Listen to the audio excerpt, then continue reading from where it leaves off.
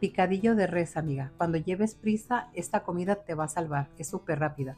Pones a freír la carne con un sazonador de tu preferencia, le agregas un poquito de comino.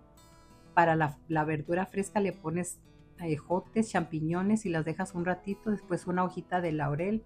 Le agregas también una lata de verduras para completar. Mueles aparte tomate, cebolla y ajo y se los agregas.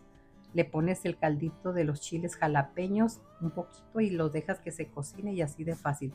Yo lo acompañé con arroz con lentejas y queda delicioso, te va a encantar. Bonito.